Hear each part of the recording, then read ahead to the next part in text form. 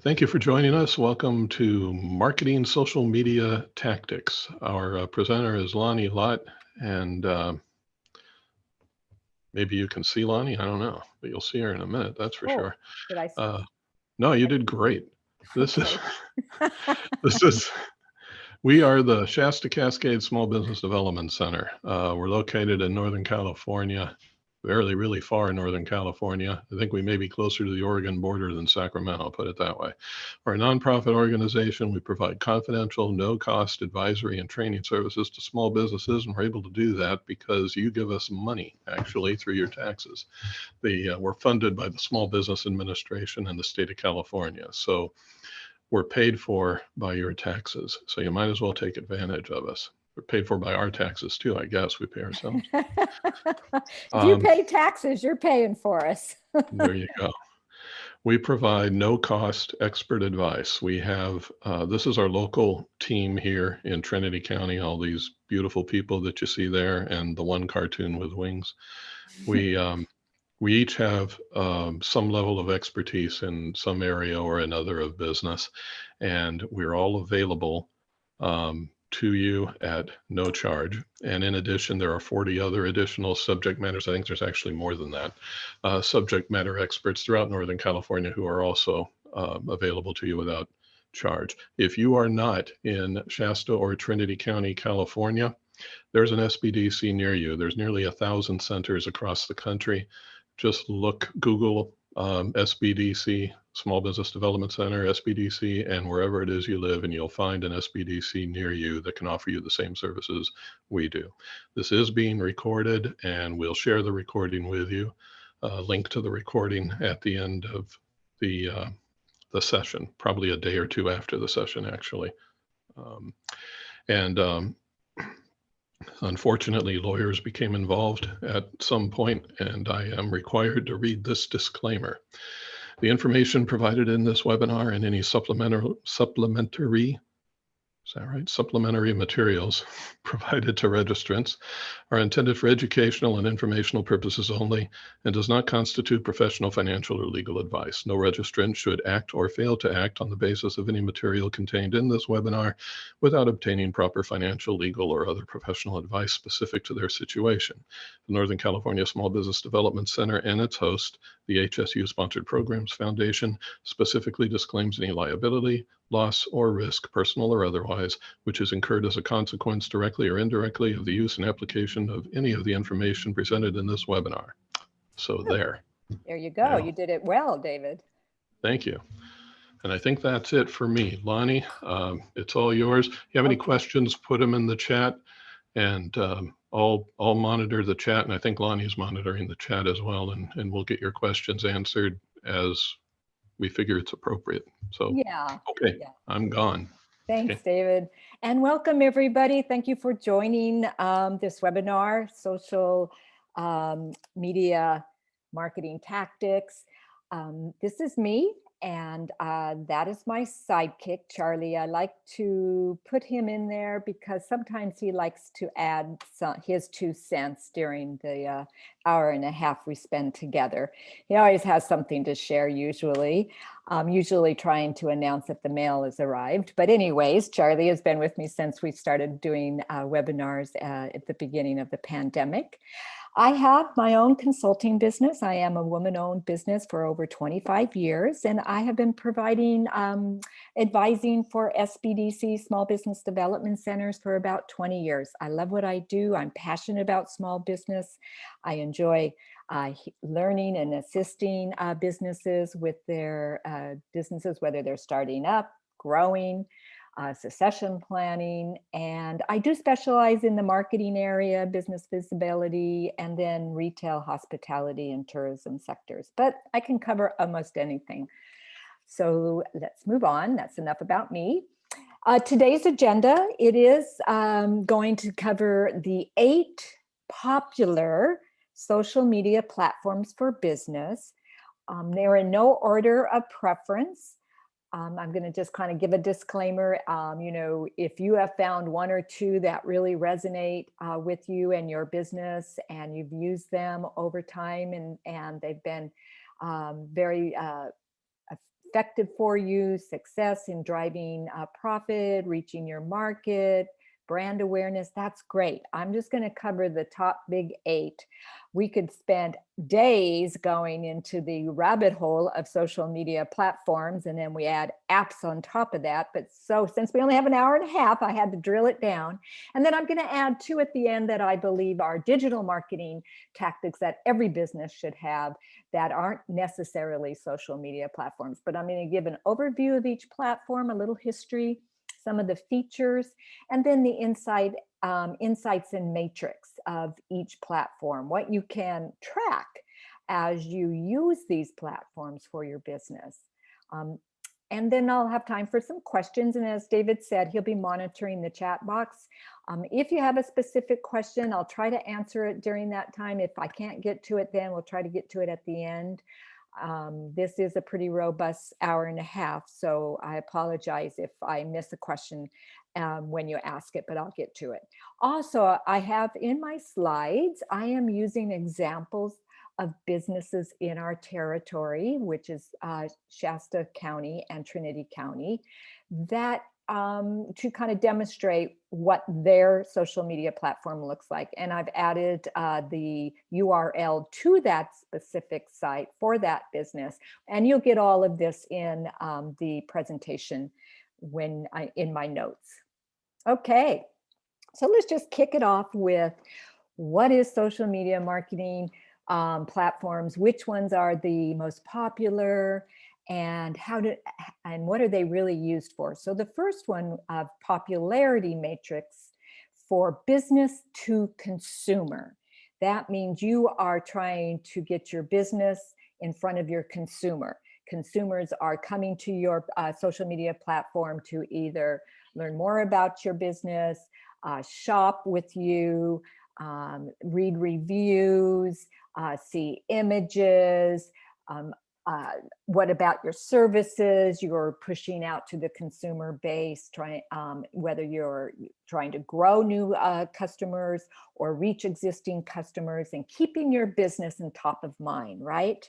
And so those would be Facebook, Instagram, YouTube channel for using and storing your videos and or using it as an advertising platform. Facebook Messenger, Pinterest, Snapchat, Twitter. Should put TikTok on there, but I didn't. So those are the ones that are, used for businesses, organizations, brands to reach a consumer. Then we have the business to business networking, and that's LinkedIn. Many businesses offer products and services for other businesses. So B2B, you'll hear that sometimes in the lingo, that, oh, I'm a B2B business. Well, that means business to business. And so LinkedIn is the big boy, the big platform, the most popular platform that is used for that purpose. And then managing online reputation. I like to use this, and this is really your review sites, your Yelp, TripAdvisor. Then also Google My Business provides local business information.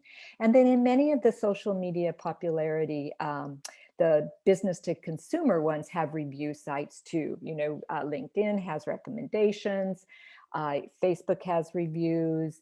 So you can use those for managing your online reputation.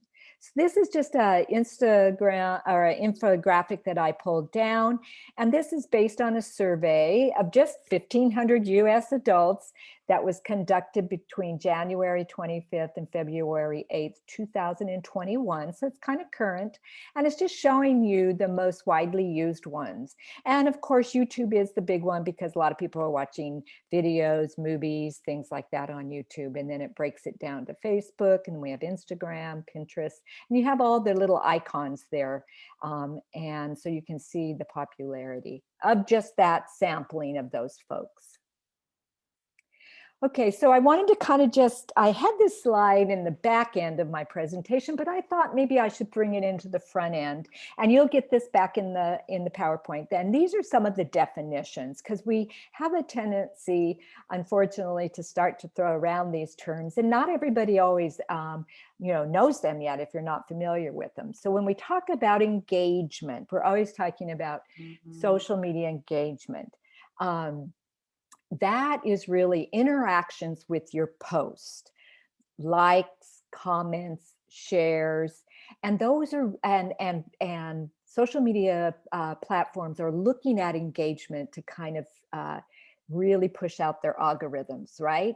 So everyone is trying to get more engagement. The more engagement you get, the more your algorithm, the more of your posts may be going into their news feeds. So that's really what we strive for. Hashtags, designed to organize and categorize your content. Twitter's huge with hashtags, Instagram.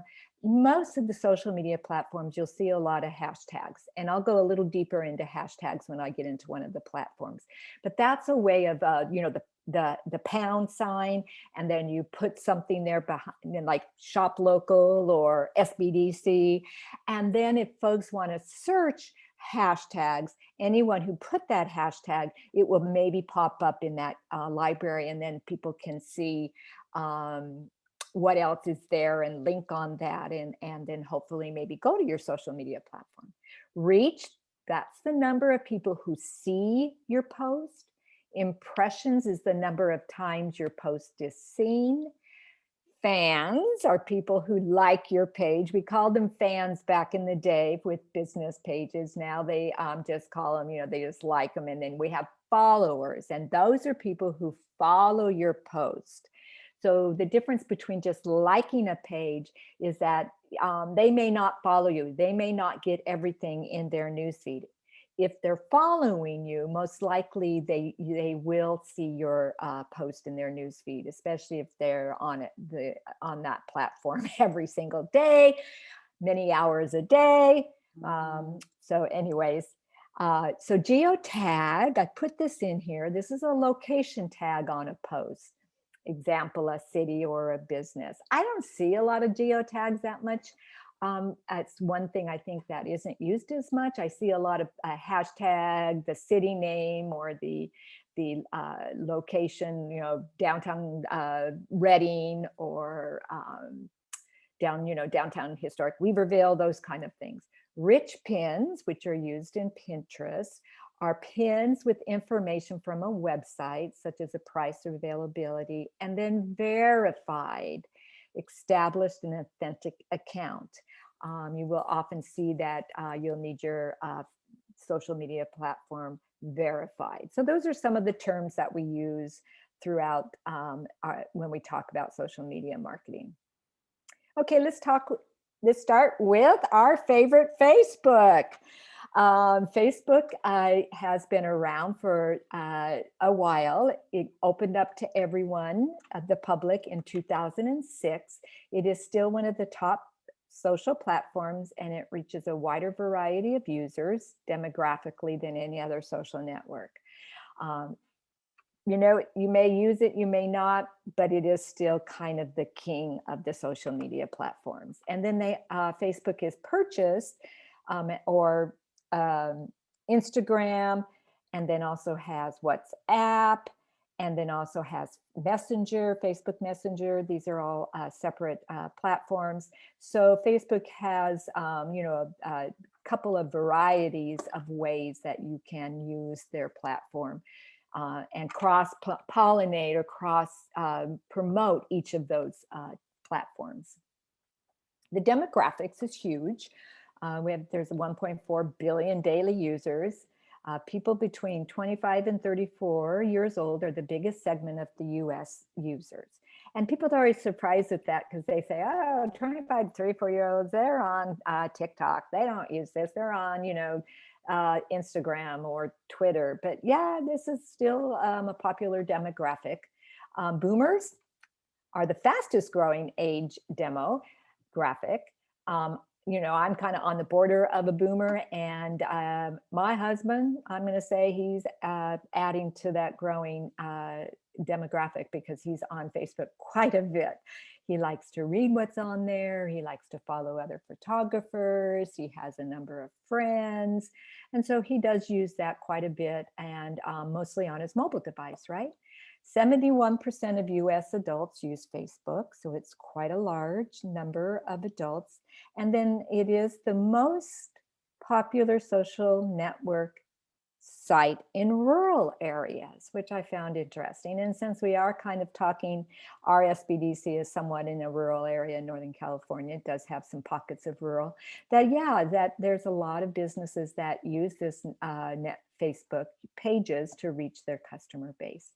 So this is a business up in Weaverville, Trinity County Brewing Company, and they are very consistent. They push out quite a bit, probably 2 or 3 times a day on their Facebook page. They're always announcing their specials for their menu. They are announcing their beer of the week or the beer of the day. They have music.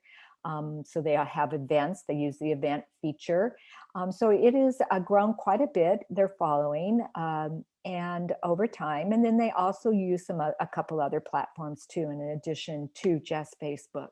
But it's a pretty robust site. Oh yeah, and if you're ever up there, I guess stop and have a beer or a hamburger and a drink. It's a wonderful business, and it's pretty much new. It opened up, I think, before the demographic. So use Facebook to share educational content, inspirational posts, live videos. You can use Facebook to information tailored to your interest of your followers. And when I'm talking to businesses, I'm pretty much talking Facebook page, okay? Not your profile, which is your individual personal profile, but I'm talking kind of the public facing part of Facebook platform, and that would be Facebook pages or even Facebook groups. So Facebook pages are public, and many businesses have a Facebook page, and they sell right off of Facebook. They have live videos, they have stories, you can have groups that are linked to your business. You have advertising options, and then you also have Facebook Messenger. So there's a lot of ways that you can use your Facebook platform to really build your brand, actually drive commerce. You can boost high-performing posts.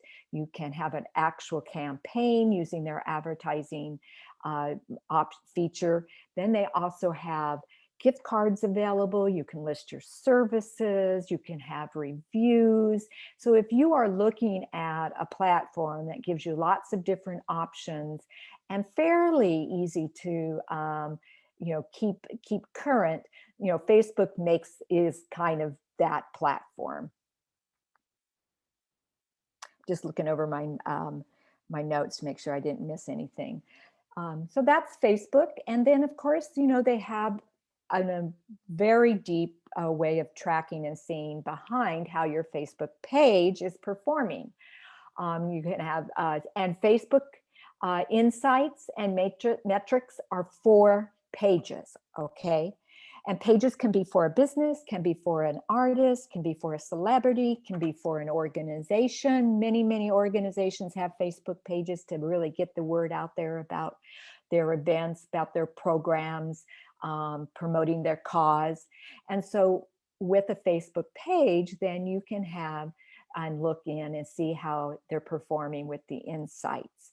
And the page summary section will give you a quick snapshot of an activity on your page, like views, reach, likes.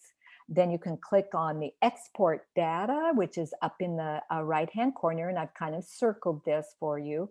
And that can give you more detailed results. And you can actually download it and then have that data if you're coming to talk to an advisor about, your I want to grow my Facebook presence, what's going on, it doesn't seem to be growing so fast, or you want to share it with your marketing team, or you just want to look at it, when you have time, because as business owners, we usually are so busy, we may not have time to look at things right away. You can have a page summary, and you can look at it for the last 28 days. I think you can go back to 6 months and look at how it's performing. And then it splits it into 3 options. You have your audience details, your impressions, and then video views. And oh yeah, put down there, you can export up to 6 months. So really, I always encourage clients and organizations, just sit back one day, and when you have about an hour, and just click on the insights and just start going through that huge long menu that falls down on the back end of your Facebook page under insights, and just click on each one and kind of look at it and see, when is the time that most people are on my site? That's usually gives you an insight of maybe when you might want to schedule your post, or look at what type of content is really getting a lot of engagement. Remember, engagement is likes, comments, and shares. So that just kind of help you understand, oh gosh, my videos are really outperforming my just stagnant shares. So you kind of want to kind of get familiar, get comfortable with it. Don't be afraid of it. You have to post to have insights, so that's one thing. So it's especially if you are not consistent with posting, you're not going to have a lot of huge activity on your insights. So that's Facebook. The next platform, I'm just going to put my notes here so I can make sure I get all the right topics that I want to talk to you about, is going to be Instagram. And Instagram, remember, is really about images. And you can put, we do have the ability to put a narrative, some text with it, but it really is designed to be an image type of platform. And it's really designed for the mobile devices, for your phones, right? Because when we look at it on the desktop, it looks like this over here on this right hand side. I went ahead and snapped this from the desktop. They made Instagram available on desktops, I don't know, about a year ago. It is not easy to see. It is all tiny. It's not like what you see when you're like looking at it on your mobiles, but you still can see many of the features. It is one of the most popular social platforms with millennials and Generation Z. My daughters are both in those categories. I have a daughter in each one, and they are pretty active on Instagram. They come and go. I think it depends on, I think they use it more for personal. My one daughter does use a little bit of it for her one business, but it's very, a lot for personal. They want to, kind of share where they're at, highlight, if they're at a certain restaurant they like or a certain event. And they don't post a lot. It's not one like I see some platforms where there's a lot more posting, but anyways, has 1 billion users. It is owned by Facebook. 5 million people use Instagram stories every day. 1/3 of the most viewed stories are from businesses. So stories are very popular with individuals when they are following a business Instagram. And then 63% of users log in at least once a day. So they're checking out their Instagram.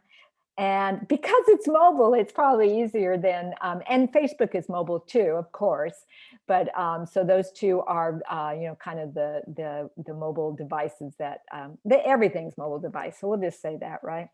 And then the average is about 28 minutes per day on Instagram. So that's pretty, that's a lot of time. So, thinking about how your business might be take advantage of some of those minutes. This is the Water Bar. They are up in Weaverville and Willow Creek. And she does a lot of posting on Instagram as well as Facebook. She has it fully, her profile is fully built out. She has a link to her to the website. She is also using her @ sign there which is for her Instagram handle. And then she also is using hashtags. These little things here are what she's archived her stories, because stories disappear after 24 hours, but you can archive them and then string them together. And then these are her posts, right? And then I have a link there if you want to check that out more. So some of the ways that you can use Instagram for your business is, you really think about it with images. And when we talk about taking pictures or taking, getting images or doing a video or taking pictures is, you want to take a few of them. If you're thinking, okay, I want to get this on one of my platforms, take a few of them, because each platform has different kind of dimensions that work best for either a cover banner or for a post. So take, more of the picture than you think you might use on a specific platform. I am not really good at taking it, uploading it, getting it out there all in one, one standing, like I'm doing it right then. I usually take my pictures and then come back and take time to crop it, to make sure I've got the right hashtags. That's just my practice. Other folks who are really very comfortable with it, I've seen them just, snap, crop, hashtag, post. Yeah, that's not me, but that does work. User-generated content on Instagram is huge, and that's where users are tagging you, and then you're then resharing it, thanking them for tagging you. Sometimes you'll ask the question, "Hey, what did you guys think of my event?" Or, "What do you like this product? Show me how you're using it." I know that, like, for some businesses that have actual products, like the water bar, she has a logo and she sells a water jug, and she asks folks to show them where they're using it, and they're up on hiking in the Trinity Alps, or they're down in Reading attending an event, and they'll take a snapshot of that with her brand and tag. And then that way is user-generated content.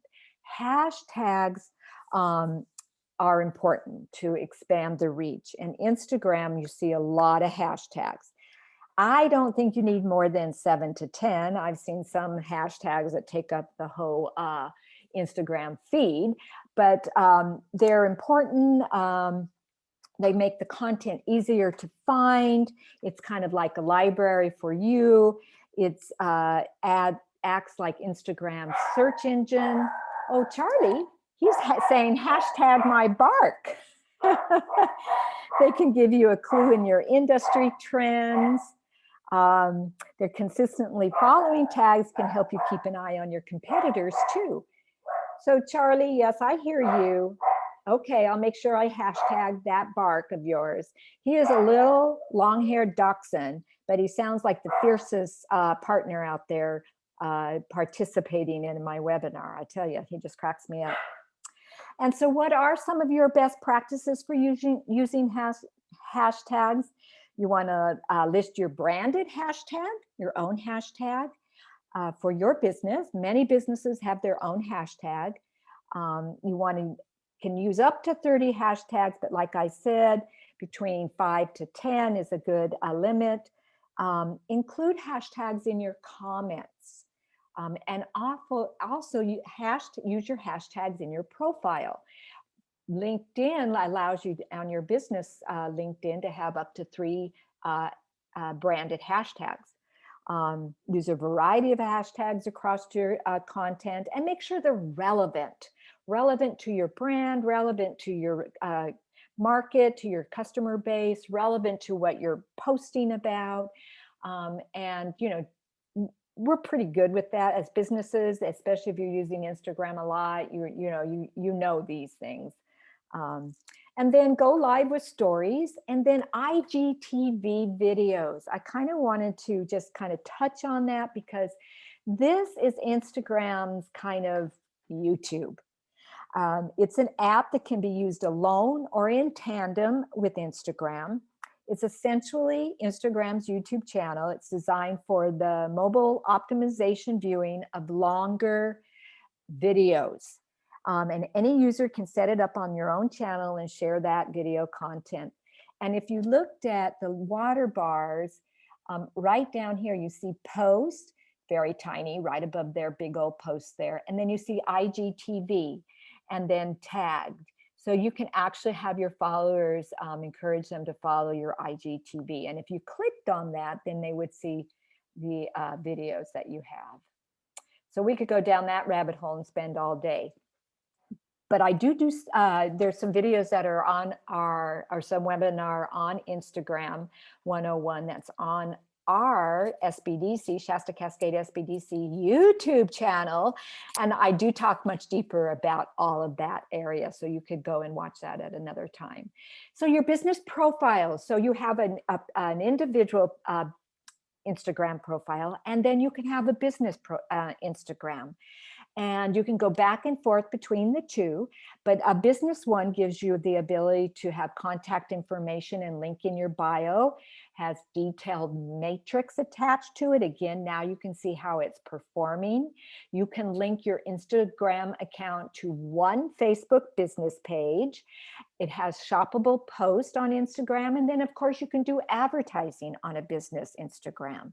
So those are some of the advantages of having a business profile.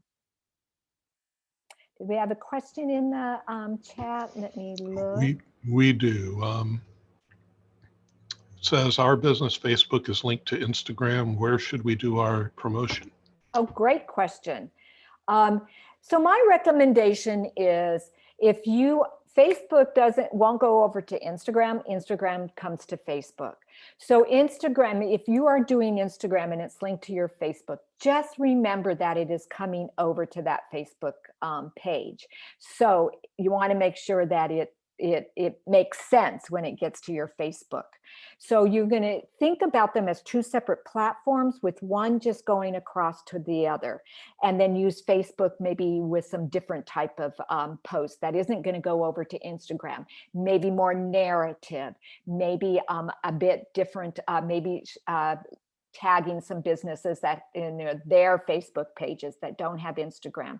So you want to kind of remember that Instagram goes to Facebook one way. Facebook doesn't go back across. So use Facebook for the other features that it has, more narrative, those type of things. So when you are on Instagram and you have those images, you have 1, 2, 3, or 4 images, remember they're all going to come over together. So I would do promotions on both, with Instagram being all about the images and your hashtags, but then thinking about how that might look on your Facebook page and where are you missing some opportunities on that. Okay. Also asking how many hashtags should we use per post? I would use no more than a minimum, maybe 5. Use 5 to 10. Most people are going to see the first 5 and then they're just going to get lost in the hashtag. So put your most popular ones up front. You should probably put your branded one, and then the next 4 be the ones that really you want to drive about that. If it's a really great story, or it's a big post, you got a few images, you're talking about this huge new product launch, and you have a lot of different partners that are involved, then maybe you want to use more than 5. Maybe you want to use up to 10. So you want to kind of just think about that. But you know what? If you like hashtags, then you put as many up to 30 if you want to. So there isn't a right or wrong. There's just one that's probably more effective than the other way. And I have a private message. It says separately, write not on the combined Facebook and Insta post. And I'm not sure what she means. Okay. I don't have my glasses on, but hang on a second. And maybe can you unmute yourself and maybe ask the question out loud? Thank you. The question is, on Facebook, you can post on Facebook, on the business page, you can now post Facebook and Instagram. But sometimes when I'm using too much narrative, like Lani said, you can't post all of that onto Instagram. So do Okay. you recommend that you just post separately, which is what I've been doing, but is that your recommendation, or should I just shorten my narrative for the combined post? It's really up to you, see which way is most effective. I like personally, I keep mine separate because I am using Instagram when I'm out in the field. And then my Facebook is more about talking about things that are of a value to my client base. Articles, not where I'm at, not showcasing a client's, business signage or something. So I have kept mine separate, but whatever works for you. And thank you for that update on Facebook and Instagram. And I will check that out, make sure I'm giving the right information at my next webinar. Okay, we got to move on. Otherwise we'll be on Instagram forever. So inside, oops. Okay, go ahead and mute yourselves. So we have insights on Instagram. You got that, David?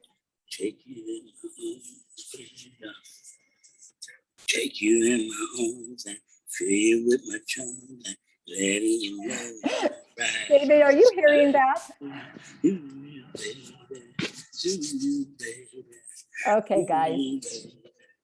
I wanna wipe all your tears away. Hey, wipe all your. Okay, thank you. All right, David, are you back with me? I'm thinking we got... I am. I apologize. I'm here. Okay, did we get that muted? I think, yeah, we did. Thanks. Okay, thank you. All right, so now we're back on Instagram Insights. Oh, the things with webinars, right, on Zoom. So yes, Instagram does have insights. You can look at your content, your activity, and the audience. And you can always find that on your profile. And it's right in the center. And you just click right on there and it'll take you over for your business page. It'll take you over to Insights. Okay, let's move on to Twitter. Now, Twitter is a fast-moving platform. That means it's all about the moment. Content that thrives on this channel is topical and concise. And so if you're a Twitter user, that's great. A lot of folks do use Twitter. I see a lot of professionals use Twitter, a lot of organizations that are pushing out causes, fundraising activities. So, if Twitter is your platform, then there's about 330 million active monthly users, and Americans are the largest percentage of Twitter's user base. 44% of Americans are between the ages of 18 to 24-year-olds use Twitter, and 12% of Americans get their news from this platform. My 25-year-old uses Twitter more than she probably uses any of the other platforms. She's very, she's in the festival industry. She shares a lot about who is coming, those festivals. She'll retweet, which is like resharing. She retweets the performers or the individuals that are going to be coming to a venue that she likes. They also retweet and share really odd things. So anyways, because it's her personal Twitter account, right? She doesn't have a professional Twitter account for her business. She doesn't have a business. She works for another company. And tweets with hashtags. And this is where really hashtags are very important. Get about 100% more engagement. This is Turtle Bay Twitter. That's a venue in Reading. It's a nonprofit 300-acre gathering featuring the Sundial Bridge. There's right in their profiles telling you what they are. And then they have a little branded hashtag, Wonderful Full. In the business handle, you can also their location. Then they have their link to their website. And then also tells you when they joined, and then they're following 1,140 other Twitter handles, and then they have 2,466 followers. And so here is just an example of they retweeted, washed ashore is talked about the Turtle Bay. They were tagged in it. And it's also was on the KRCA. And so they've retweeted that. So there's just an example of, and I had to look deep for a Twitter for a business in Redding or in Shasta County or up in Trinity County. And so this is the one I found. So it's an organization. So many organizations use Twitter to get the information and reach their audience. So you can use it, of course, to share news about your destination or your business, informational content, videos, content that aligns with trending hashtags. And by design, it lends itself to an audience interaction that's quick, consistent, and impactful.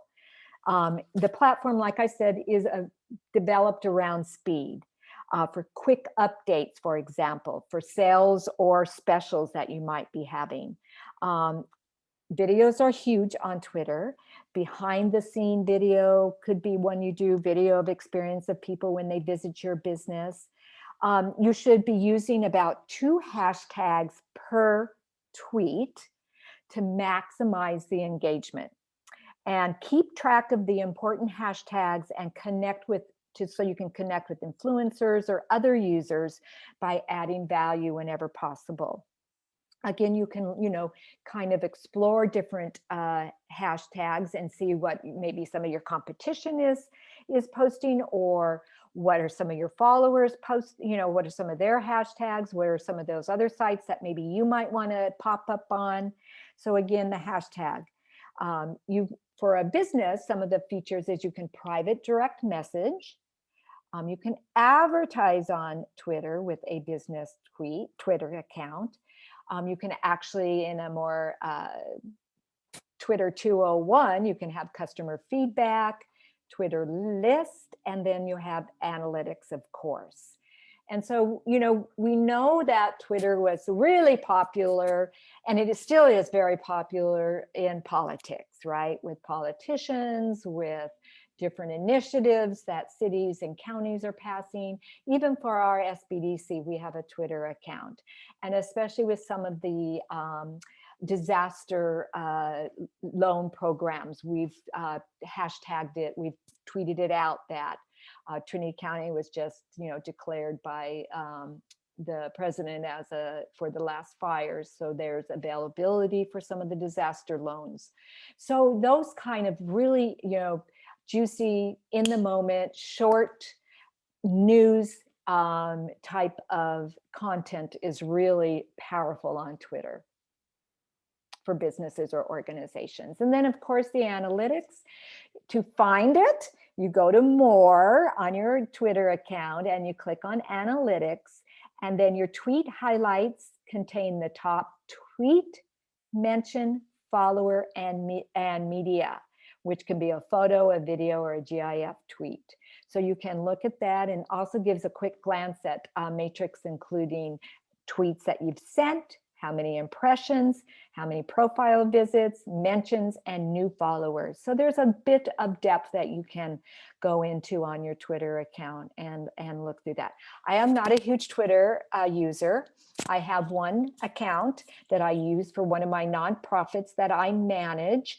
And when we are running legislation here in Arizona and we're doing some active education, I will use the account, and we use it quite a bit to reach different demographics and educate them about what we're trying to, use that platform for. Okay, LinkedIn. I'm going to check my time here to make sure I'm not wasting it all here, flipping through my papers. We do have a question about Twitter, if you'd like. We're wondering if you can archive your tweets. That's a great question. I don't know an answer to that. Okay, I David.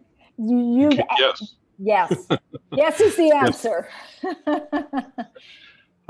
Yeah, there's a way to do it. I'm not sure of the exact way, but I'm sure you could find it. Just probably go over to the settings tab, but I'm not 100% sure how to do it, but I know you can do it because I've done it, but it's been a while. Great. Great. Thank you for that. And I will look into that so I can make sure I can answer that intelligently next time. Okay. So LinkedIn, here we go. LinkedIn. It was launched in 2002 to help business and professional networks and connect. Most people kind of think, oh, well, LinkedIn is, a place where you go to find a job or find an employee, or, promote that you are looking for some new staffing, whether it's a CEO, frontline, whatever. It is got a very robust job board or job function, both for job seekers as well as businesses who are looking for, qualified staff. So it has grown into the internet hub for all brands, companies, and professionals of all types to connect, find talent, and share ideas. So you have your personal or your profile on LinkedIn, and that should be about you as an individual, your experience, your resume, your skill set, all about you. And then you can also have a company or business site, right? And that is really what you want to kind of think about. Do you need to have both? Because they have different functions.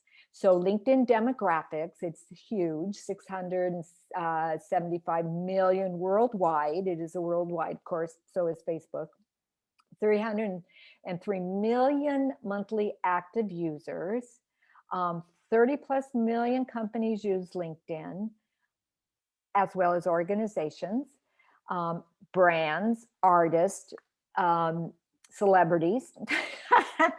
154 million American workers have profiles, and then 57% of users access LinkedIn via their mobile device. I'm going to show you it, just my snapshots here from the desktop version, but mobile is just like the other social media platforms. LinkedIn is mobile, friendly, and it is, a lot of folks are using it on their mobile devices. So this is a sample of a business page or a business side of LinkedIn for the Greater Reading Chamber of Commerce. We too have the SBDC, the Shasta-Cascade SBDC has a professional company page that you can go and follow. And Emily does a great job of dropping in the news feed updates on all of the things that are happening in the business world and with the SBDC. So this one is about Reading. And as you can see, they have the website right there. This is how it looks when you're looking at it as a consumer. This is, whoops, sorry guys, didn't mean to go backwards. We're done with Twitter. The overview gives you an overview. They're 150 character elevator speech of what they are. Then their website is linked to it. They have actually their phone number. So it gives some internet presence on the business company side. You can actually have your company's size, and you can link all your employees that are on LinkedIn, which then gives you a deeper dive in and showcasing their personal profiles, right? And headquarters and type of company it is. So what do you use LinkedIn to share? And when we talk about it here, I'm going to talk about it as a business site, not your professional profile site. You can start with your profile. That's where you start. You have to have a profile in order to get over to a company site. You can put blog posts on there. You can upload industry news and research. You can do an in-depth how-to, quick tips, photo updates, company updates. You can actually upload a PDF on a LinkedIn site. You can actually put a PowerPoint presentation on a link's business page. So you can build out more than what you can on your business Facebook page or Instagram. Think again about LinkedIn, and I tell clients to think about it that you're reaching professionals out there. So if you are in a business where one of your either your primary customers or your secondary target market customers are businesses, you are providing services to businesses, or you're interfacing with businesses, then this would be a platform you're probably going to want to be on. And best practices for your business LinkedIn, the features is fully develop and leverage your personal profile, because folks are going to go back and forth. And then you want to publish valuable content.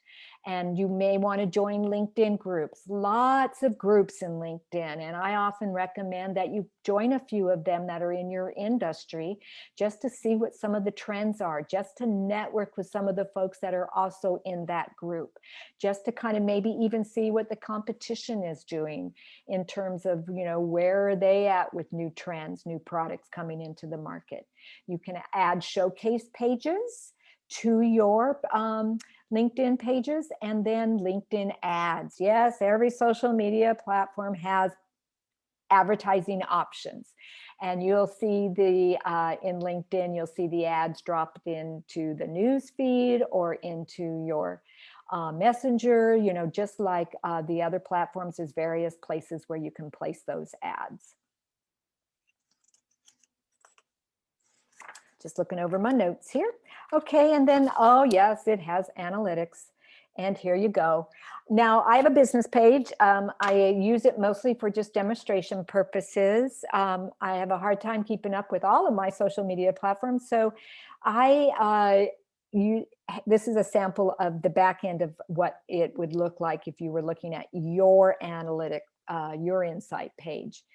You can look at visitors, data on people who have visited your page, updates, engagements.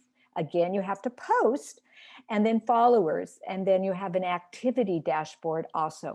So it's not as deep as some of the other platforms, but it's still really great information for you to look at how your business LinkedIn page is performing. Okay, I'm going to move on. Google, Google My Business. Everybody needs to be on Google My Business. If you're not on it, get on it. We have a great webinar that I think is posted on our YouTube channel that one of our advisors does, all about Google My Business, how to get on there, what it does, how to navigate it. It was launched in 2014. It's a free tool that lets you manage how your business appears on Google Search and Maps.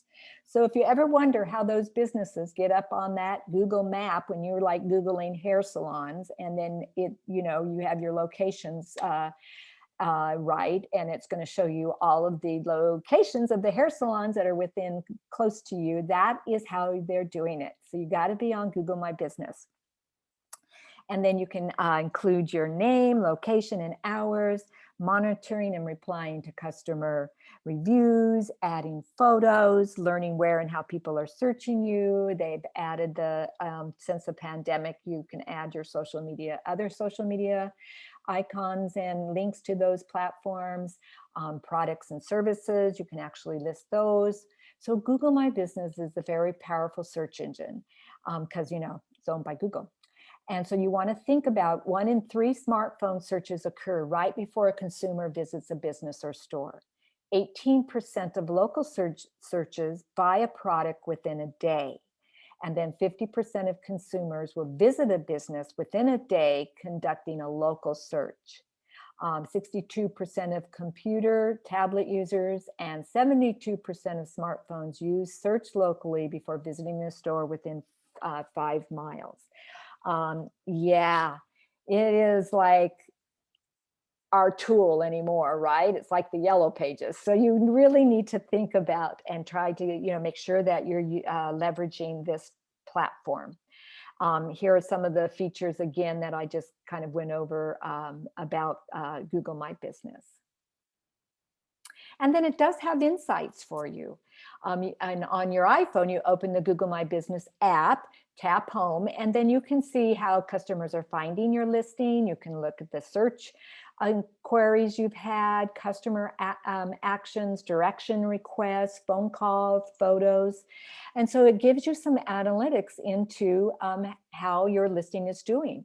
And I didn't know this for the longest time. I don't have a storefront, so I don't really use this. Google My Business, I'm on it, but I didn't look at the Google analytics, and I found it very interesting. So this is an example that who visited your website, requested directions. YouTube, we're going to move into YouTube. Now, as a refresher, YouTube is a place that you kind of house your videos, right? So it was founded in 2005 by 3 employees who worked at PayPal, and then acquired, and Google acquired it in 2006. And then now it is the second largest search engine. There's over 2 billion logged in monthly users. 81% of 15 to 25 users in the US use YouTube. People upload 500 hours of YouTube every minute. And then YouTube is the second most preferred platform for watching video on TV screens among the 18 to 34-year-olds.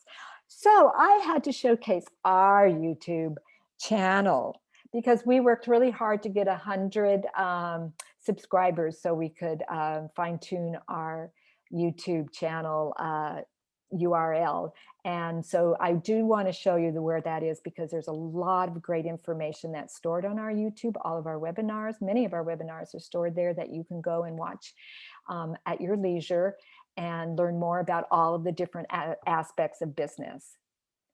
So you want to remember that YouTube is a place that you upload your and store videos.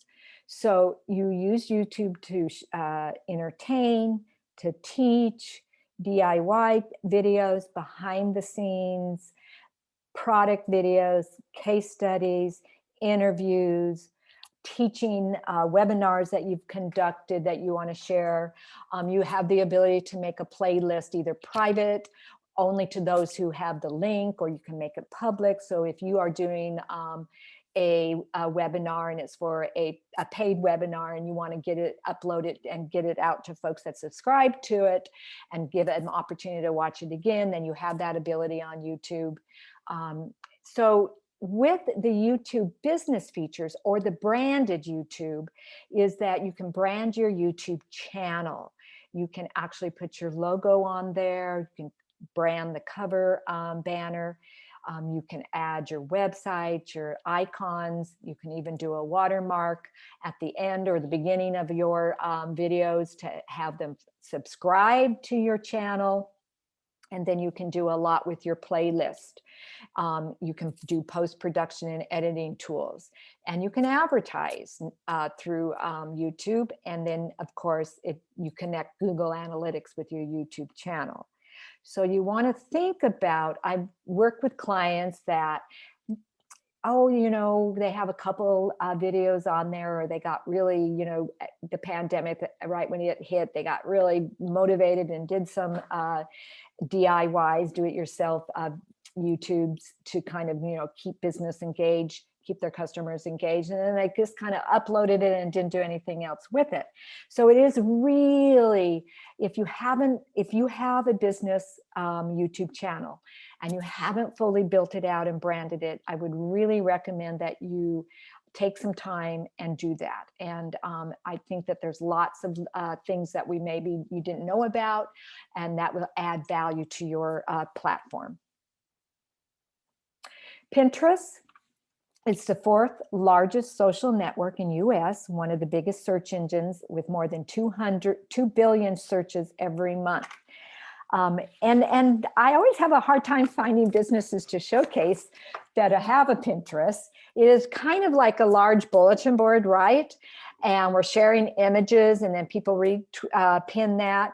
I know that businesses that are showcasing like flower arranging or things like that, Women are the highest users of Pinterest. So if you're catering to women, and whether it's clothing, hair design, a lot of those type of businesses are on Pinterest. So there are more than 2 billion pins, I don't know if I got that spelled right, it might be pines, have been saved on Pinterest. 8 out of 10 moms use it. Majority of users earn more than $75,000 a year, so it's kind of a higher demographic. And 85% of pinners, that's somebody who's on Pinterest, are on mobile. Now, I just put Macy's over here because I couldn't find a local one. So I just wanted you to kind of look at Macy's. And then of course, Macy's has a lot to pin on there. And they actually, you can shop it by category. You can actually shop their pins.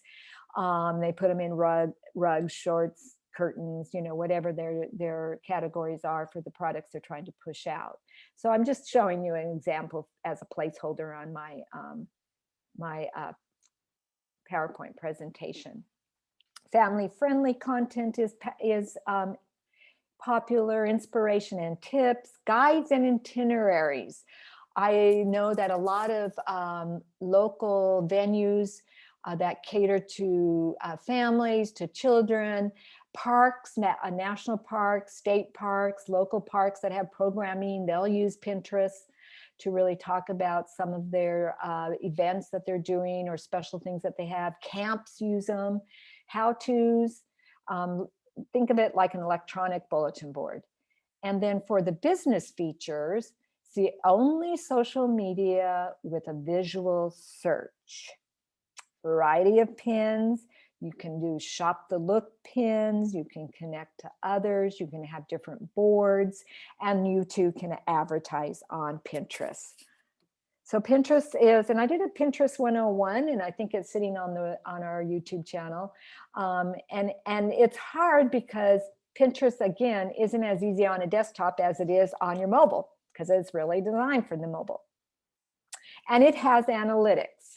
Not as many as some of the others, but again, you can find that analytics, how it's performing, impressions, engagement, link clicks, saves, audience insights, goes by interest, age, gender, and location.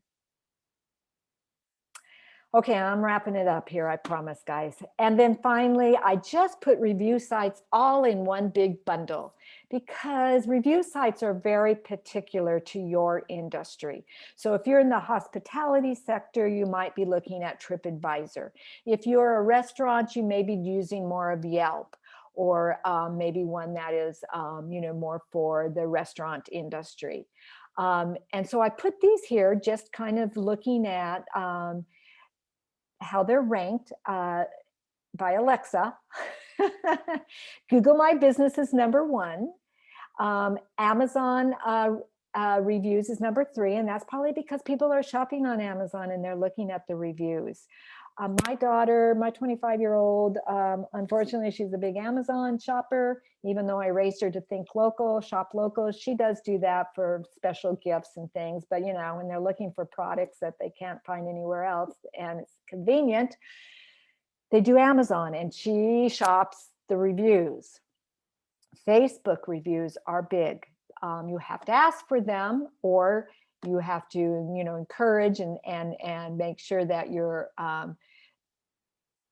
asking your customers to review you. Yelp is number 64, then TripAdvisor, and then it shows you what they're best for. Better BBB, Better Business Bureau, still out there. Yellow Pages, still out there. Angie's List, I think they renamed that. That is really for home improvement, service-related businesses. And then Foursquare, any business, mostly restaurants. Foursquare, a lot of the apps like Square now, when you do Square, it will ask for a review. It pops up that little smiley face and you give it 5 stars. I love to be asked to review. I rarely am asked. To give a review. So I like it when I'm encouraged to. I don't search them out, but you want to think about that. And reviews are, a lot of people shop reviews. That's how they're kind of making their decisions.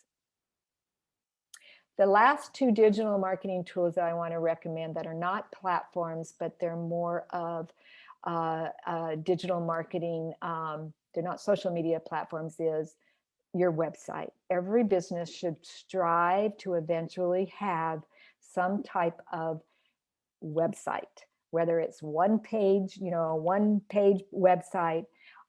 You have your own URL, you own that URL, your domain name, and then you create a page where you lead people to eventually learn more about your business. You can upload a lot more. It's a one way, right? A website is you guide people there, then they either have a call for action to email you or private message you, or you lead them over to your social media platform to take more action.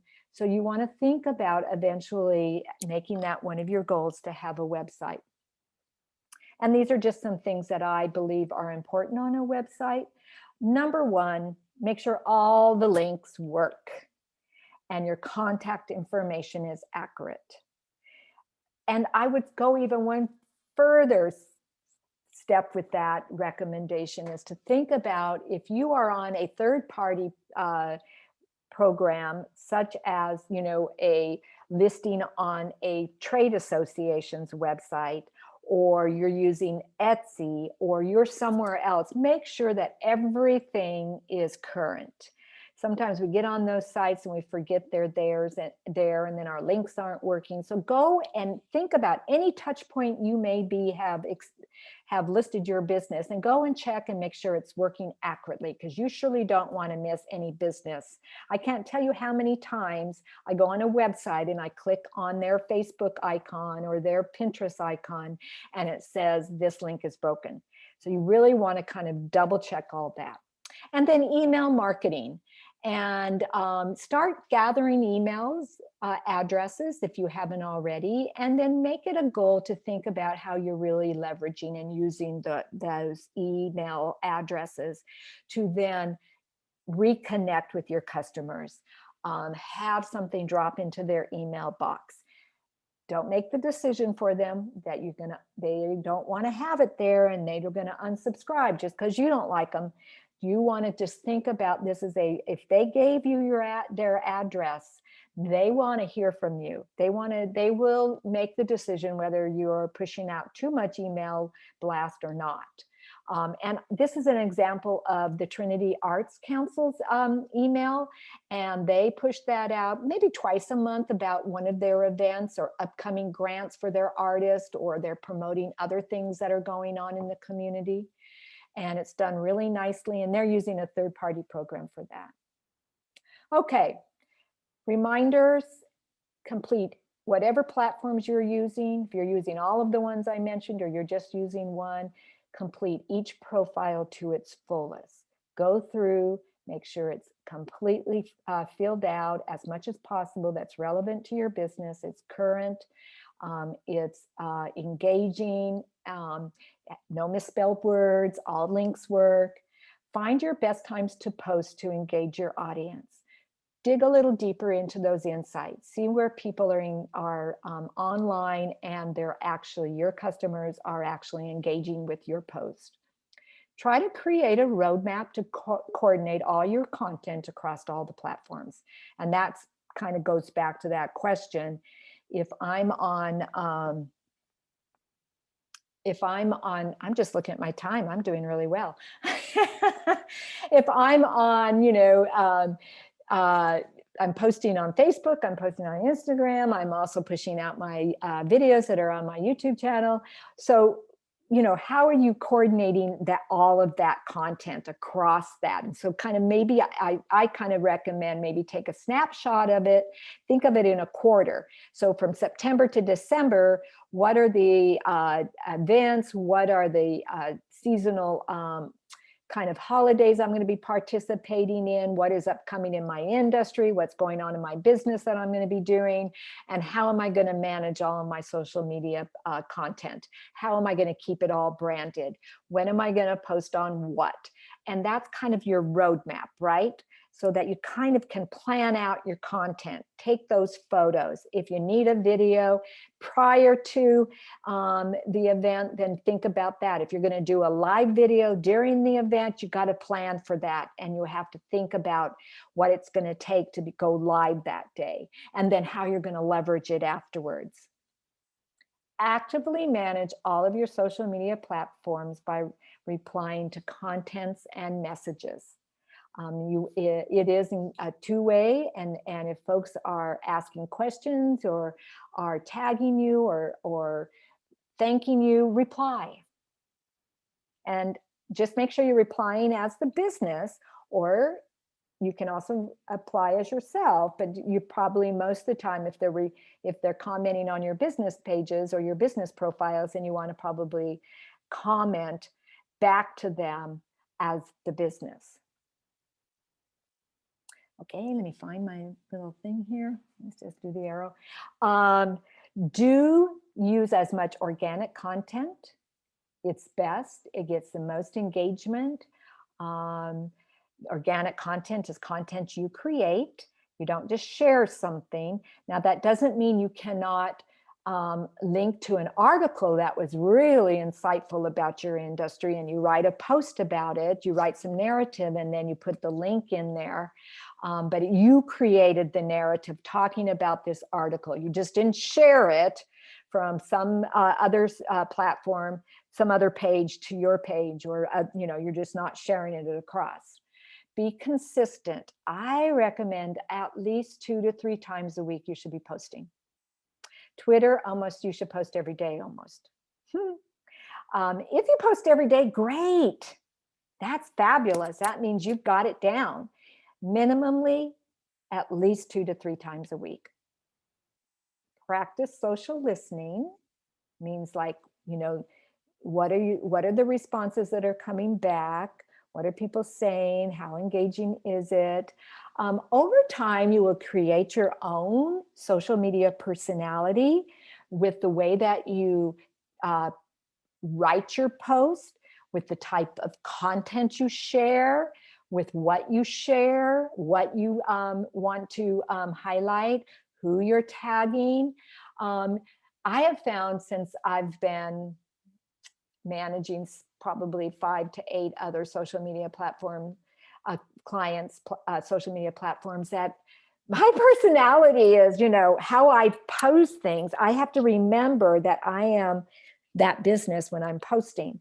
So I have to remember I'm talking about my business when I'm posting, and how would that interface with my customers or my market, which may be different than how you're interfacing with just your personal profiles, right?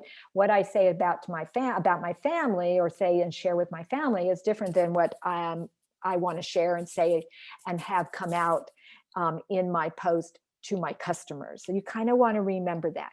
Incorporate the hashtags. I've kind of hashtagged that to death. Shoot photos and videos for the intended platform. Now, I have a cheat sheet down there that you can link on.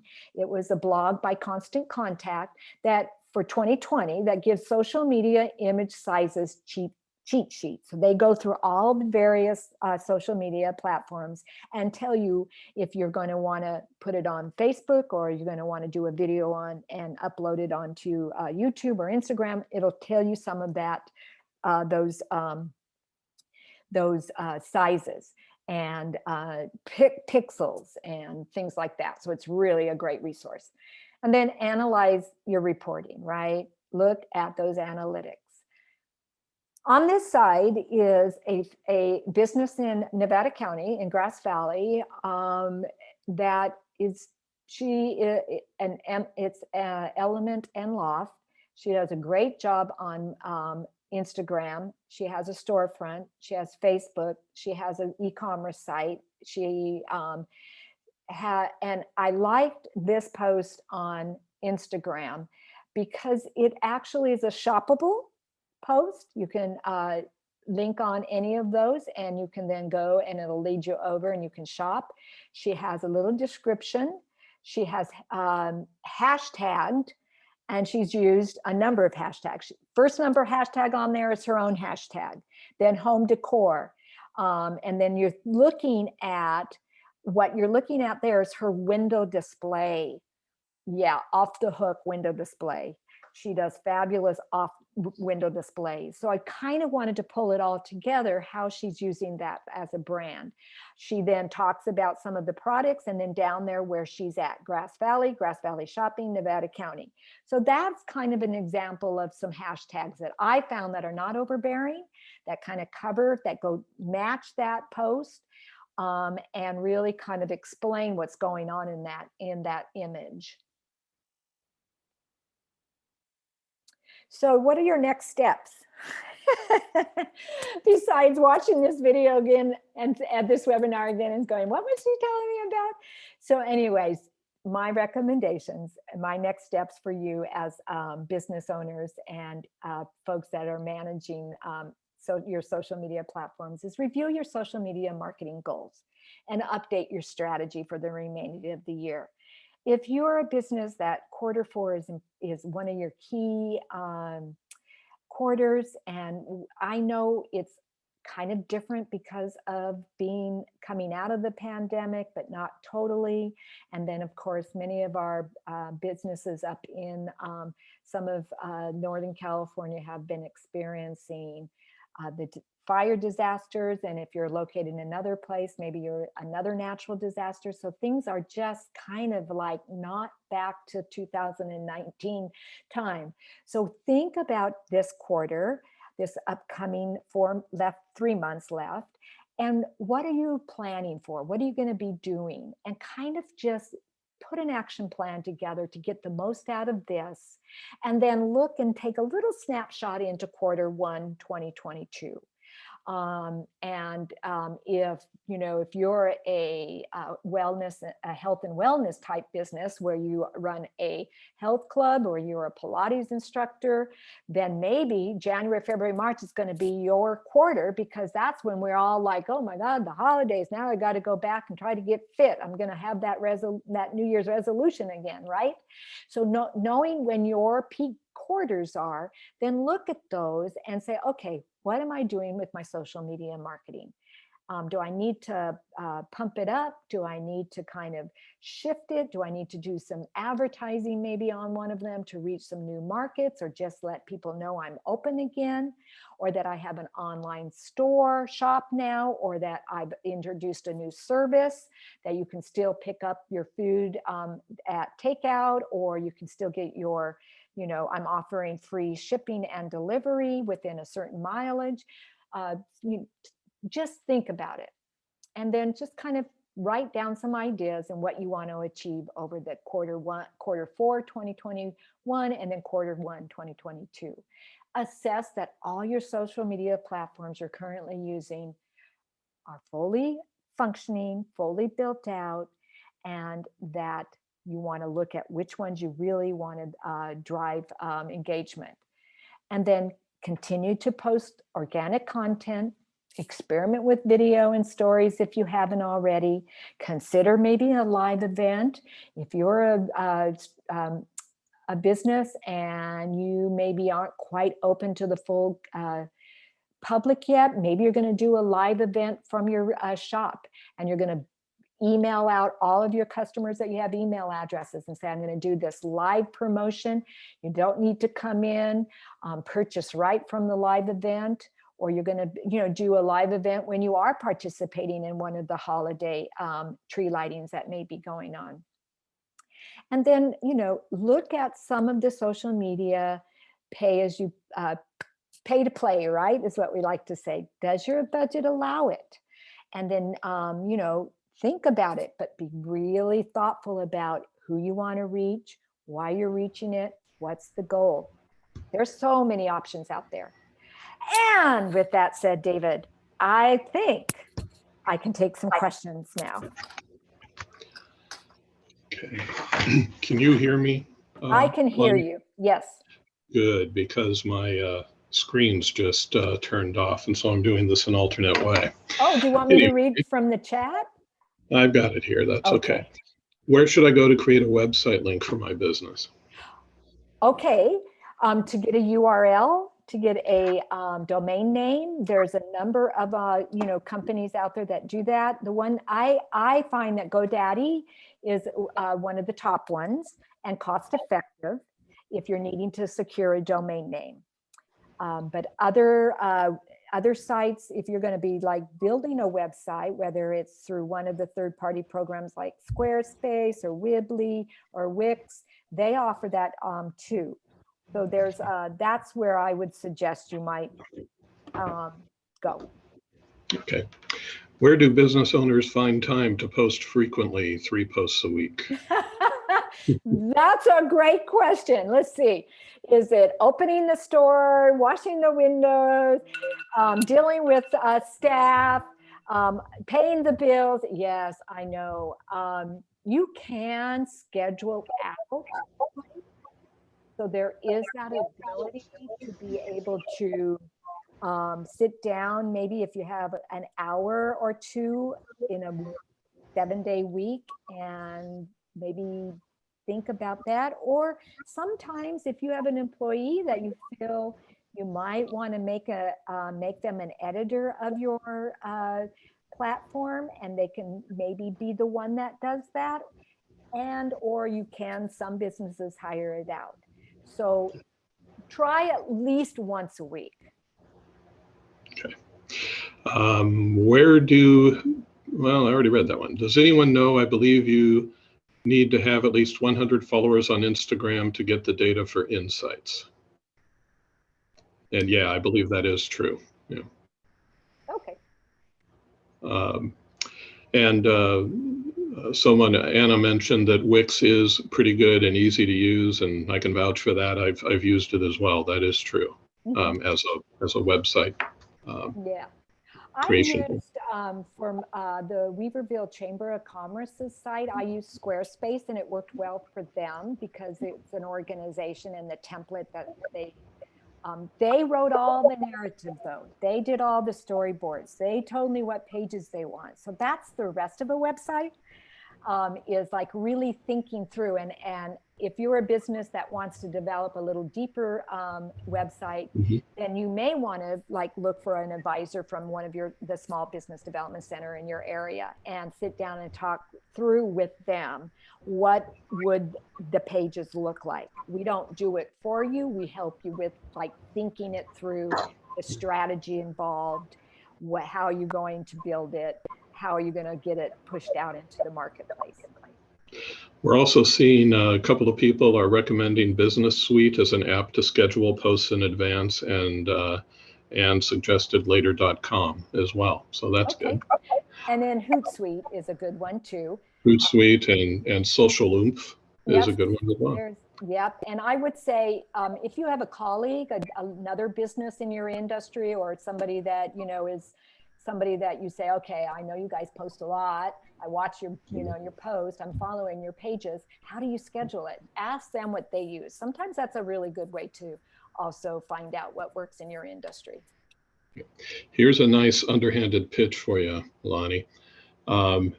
Says, I am a realtor, business is average, but I need to grow my brand. My social media pages are so bland. How can I get started on developing my marketing goals? Or where should I start? A marketing consultant for direction? Yeah, and depending on where you're from, where you're located, where your business is, again, I think we have it on this last slide. Yeah, we do right there. We have the URL for americassbdc.org. Find your SBDC, and you just plug that in, and then you'll find out what county or area you're from, and call them or email them. Most of them have great marketing consultants on staff as the business advisor, and their person that you talk to, like our Emily, she'll take some information, and they'll get you lined up with the right person. Yeah. Okay. That's what we have. Thank you, Lani, and everybody should be, I don't see any other questions. Everybody should be really happy with this presentation, I would think, because we were treated to a short, if unwanted, concert. So, I'm sure we'll be I'm We sure were. we'll be looking for that guy to download his music and populate our iPods. Anyway, sorry about that. Oh, that was funny. Uh, That hasn't happened in a long time. it And, hasn't. and then, of course, we've got my colleague, Charlie, chime in his 2 cents. He wanted to make sure that everybody knew he was of value to my business. So, yes. Okay. And just a reminder, you will be getting copies of these slides and you will be getting a link to the recording. It might take us a day or two to get our act together and send that to you, but you will get it. And so thanks. And thank you, David, for hosting this, and everybody out there. I'll see you sometime again, if not on the webinar. Yeah, so I'm going to stop sharing. Go from there. Okay. And Angelica's wondering if Charlie didn't notice that he was on mute. Oh, Charlie. Oh my gosh, that's so funny. Yeah, he was giving me the eye though. Like, hey. All right, I'll see you later, everybody. Thank you. Thank you, everyone. Take care.